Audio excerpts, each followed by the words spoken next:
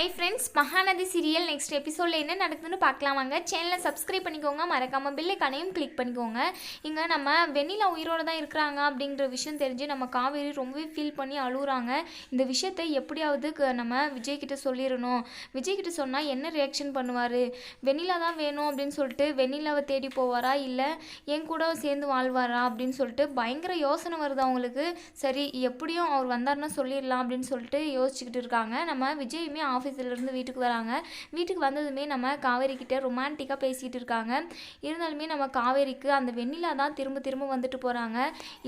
என்னுடைய வாழ்க்கை எங்கே போய் முடிய போகுதுன்னு தெரியலையே, என்னுடைய வாழ்க்கைக்கு முற்றுப்புள்ளி வைக்கிற மாதிரி அந்த வெண்ணிலா திரும்பவும் வந்துட்டாங்க, என்ன பண்ணுறதுன்னே தெரியல அப்படின்னு சொல்லிட்டு பயங்கர காவேரிக்கு நம்ம விஜய்கிட்ட உங்ககிட்ட ஒரு முக்கியமான விஷயம் சொல்லணும் அப்படின்னு சொல்கிறாங்க. என்ன காவேரி, நம்ம குவா பெற்றுக்கணும் தானே, அதை பற்றி தானே பேச வர அப்படின்னு சொல்கிறாங்க. அதெல்லாம் இல்லைங்க, இது வேற ஒரு முக்கியமான விஷயம் அப்படின்னு சொல்கிறாங்க. என்ன காவேரி, எதுவாக இருந்தாலும் டைரெக்டாக சொல்லு அப்படின்னு கேட்குறாங்க.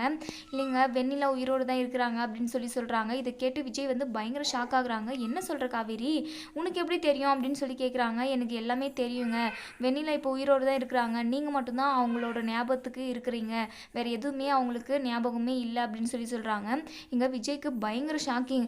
இருந்தாலுமே நம்ம காவேரி தான் நம்ம விஜய் மனசுக்குள்ளே இருக்கிறாங்க. காவேரிக்கு ரொம்பவே பதட்டமாக வருது. விஜய் மனசில் நம்ம காவேரி தான் இருக்கிறாங்க அப்படின்ற விஷயம் தெரியாமல் நம்ம காவேரி ஒரு தப்பான முடிவு எடுத்துடுறாங்க, மருந்து சாப்பிட்டுறாங்க.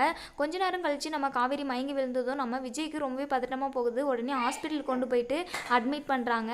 நம்ம காவேரி கிட்ட, காவேரி என்னை விட்டு போகாது காவேரி, அடியே ஆர்வக்கோளாறு, வெண்ணிலா வந்துட்டா நான் அவள் பின்னாடி போயிடுவேன்னு நினச்சா, நீ தாண்டி என்னுடைய உலகம், என்னை விட்டுட்டு போகாத காவேரி, திரும்ப வா அப்படின்னு சொல்லிட்டு ரொம்பவே ஃபீல் பண்ணி அழுகுறாங்க நம்ம காவேரியை பிடிச்சிட்டு.